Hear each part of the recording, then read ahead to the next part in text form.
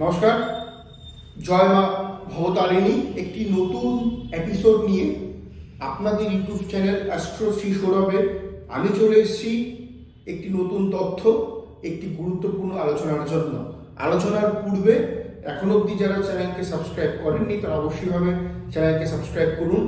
পাশে থাকা বেল আইকনে প্রেস করতে ভুলবেন না, তাতে আমার দেওয়া ভিডিও আপনাদের এই চ্যানেল অ্যাস্ট্রো শ্রী সৌরভে সবার আগে পৌঁছে যাবে।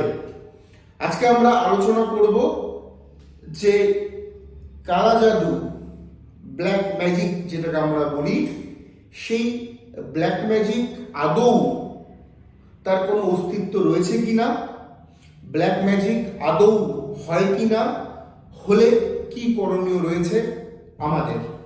সবার আগে তো দেখুন, ব্ল্যাক ম্যাজিকের যেই গল্পটা রয়েছে, টুকটাকের যে গল্পটা রয়েছে, সেটা হয়, অবশ্যইভাবে হয়, কিন্তু তার যে প্রসিডিওর, তার যেই করার যে পদ্ধতি, সেটা প্রচণ্ড কঠিন এবং সেই প্রসিডিওর কিন্তু সহজ নয়, কিংবা সবাইকে করা যায় না। আমরা শুনুন, জেনে নেওয়ার চেষ্টা করি যে জন্মকুণ্ডলী, জন্মছক দেখে বা হস্তরেখা দেখে কিভাবে বোঝা যেতে পারে যে এই জাতকের উপরে বা এই জাতিকার উপরে ব্ল্যাক ম্যাজিক হতে পারে বা ব্ল্যাক ম্যাজিক প্রমিনেন্টভাবে হয়েছে। সবার আগে, যদি কারো জন্মকুণ্ডলীর অষ্টম ভাব পীড়িত থাকে, উদাহরণস্বরূপ কোনো এক জাতক বা জাতিকার মেষ লগ্ন, মেষ লগ্নের অষ্টম ভাব হচ্ছে বৃশ্চিক, কেমন? তার মানে বৃশ্চিকের মালিক মঙ্গল।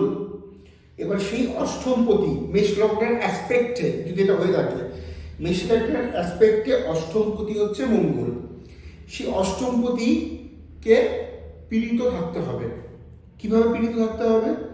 তার যে অ্যান্টি গ্রহগুলো রয়েছে, রাহু হতে পারে, বুধ হতে পারে, স্যাটার্ন মানে শনি হতে পারে, হ্যাঁ, এদের সাথে পীড়িত থাকতে হবে জন্মকুণ্ডলীতে। এবং জন্মকুণ্ডলীতে রাহু এবং কেতু অত্যন্ত অশুভভাবে রয়েছে, এবং বিশেষত করে মনে রাখবেন, বিশেষত কেতু পৃথ্বী রাশির মধ্যে বসে রয়েছে। পৃথ্বী রাশি কোনটা কোনটা? আমাদের যে 12টা রাশি, 12টা রাশিকে 4 ভাগে ভাগ করা যায়: অগ্নি, পৃথ্বী, বায়ু, জল। এই 4টা তথ্য, টোটাল 5খানা তথ্য রয়েছে। এই 12টা রাশি এক একটা তথ্য, এবং আপনাদের কুণ্ডলীর যে মধ্যভাগ, সেটা হচ্ছে আকাশ তত্ত্বের মধ্যে পড়ে। যদি এটা নিয়ে আরেকদিন আলোচনা করবো, আকাশ তত্ত্বের কি করণীয় রয়েছে বা কি করতে হয়। তো মেনলি অগ্নি, পৃথ্বী, বায়ু, জল, 12টা রাশিকে 4টা ভাগ করে বিভক্ত করা হয়েছে। মেষ রাশি অগ্নি তত্ত্বে পড়ে যাচ্ছে, বৃষ রাশি পৃথ্বী তত্ত্বে পড়ে যাচ্ছে, আমাদের পরবর্তী রাশি মিথুন রাশি বায়ু তত্ত্বে পড়ে যাচ্ছে, কর্কট রাশি জল তত্ত্বে পড়ে যাচ্ছে, আবার এইভাবে সিংহ রাশি থেকে অগ্নিতত্ত্ব শুরু করে মীন অবধি শেষ হচ্ছে। সুতরাং পৃথ্বী তত্ত্বে যদি কোনোভাবে কেতুর নেগেটিভ প্রভাব থাকে, জন্মকুণ্ডলীতে রাহু যদি পীড়িত থাকে, কেতু যদি পৃথ্বী তত্ত্বের উপরে থাকে, এবং অবশ্যইভাবে লগ্ন সাপেক্ষে অষ্টম ভাব যদি অ্যাফেক্টেড থাকে, তাহলে অবশ্যইভাবে সেই জাতক বা জাতিকার উপরে ব্ল্যাক ম্যাজিক করা সম্ভব। যদিও ব্ল্যাক ম্যাজিক সবাই পারে না, এটা বহুত কঠিন কাজ, এবং যারা এই ব্ল্যাক ম্যাজিক করছেন তাদেরও প্রচণ্ড ক্ষতি হয়, এবং যারা করবেন তাদেরও পরিবার, তাদেরও শরীর স্বাস্থ্য স্ম্যাশড হতে, ধ্বংস হতে দেখা যায়। কারণ মানুষের উপকারের জন্য জ্যোতিষ, মানুষের উপকারের জন্য তন্ত্র। যদি আজকের ডেটে ভালো তান্ত্রিকের সংখ্যা নিহত নিগণ্য। মনে রাখবেন, আমি তন্ত্র নিয়ে যখন একটা কথা আপনাকে বললাম, এটা একবার মনে রাখবেন, যারা প্রকৃত তান্ত্রিক রয়েছে, যারা তন্ত্র মন্ত্র করে, তারা কখনোই জনসমক্ষে বা জনসাধারণের সামনে তারা আসে না। তাদেরকে খোঁজা অত্যন্ত টাফ, কারণ তাদের মধ্যে কোনো লোভ, কোনো লালসা কিছুই নেই। টাকা চাওয়ার প্রশ্ন তো দূরের কথা, তারা কোনো রকম আর্থিক লেনদেনে বা আর্থিক লোভে তারা বিশ্বাস করে না। সেই হলো প্রকৃত তান্ত্রিক, এবং প্রকৃত তান্ত্রিক জনসমক্ষে তারা আসে না। তারা তাদের তন্ত্র সাধনার কাজে লিপ্ত থাকে। আসামে একটি প্রসিদ্ধ তন্ত্র ক্ষেত্র রয়েছে, একটি প্রসিদ্ধ তন্ত্রের জায়গা রয়েছে। সেখানে বেশ কিছু প্রকৃত তান্ত্রিকের সাথে আমার অত্যন্ত সুসম্পর্ক। তারা আমার প্রত্যেকেই বাবা জ্যাঠা কাকাদের বয়সী, এবং তারা সমাজের মঙ্গলের জন্য ভালো কাজ তারা করেন। আপনারা যখন আপনাদের গুগলে সার্চ করবেন, সেখানে আপনারা দেখতে পারবেন যে আসামে কিন্তু মায়াঙ্ক বলে একটি গুরুত্বপূর্ণ তন্ত্র ক্ষেত্র রয়েছে, এবং সারা পৃথিবীতে কিন্তু এই মায়াঙ্ক অত্যন্ত কঠিন এবং অত্যন্ত স্ট্রং একটি তন্ত্রক্ষেত্র হিসেবে পরিচিত হয়।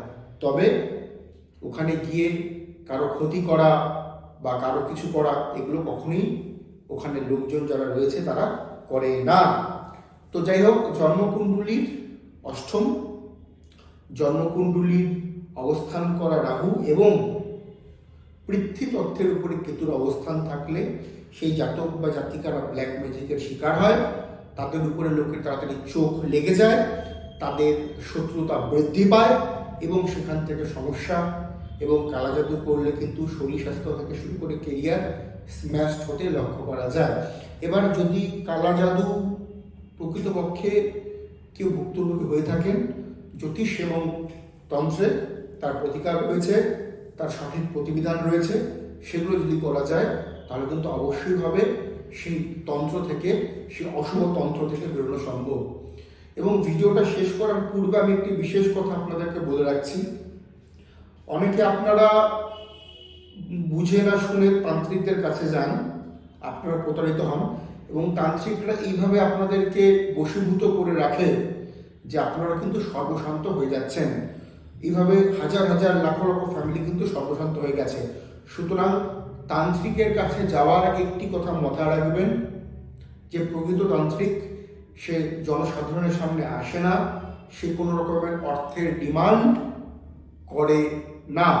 সুতরাং এই সমস্ত তান্ত্রিক যেগুলো আপনারা দেখছেন, এগুলো কিন্তু সবাই কিন্তু ফেক। এবার জ্যোতিষের কথায় আসি। জ্যোতিষে ভালো জ্যোতিষও প্রচুর রয়েছে, মন্দ জ্যোতিষও প্রচুর রয়েছে। মন্দ জ্যোতিষীর কাছে গিয়ে নিজের জীবনকে, নিজের ভবিষ্যৎকে, নিজের অর্থকে নষ্ট করবেন না। শিক্ষিত জ্যোতিষীর পরামর্শ নিন, আপনার কাজ হবেই হবে। কারণ জ্যোতিষ পারে না এরকম কোনো কাজ নেই। নমস্কার।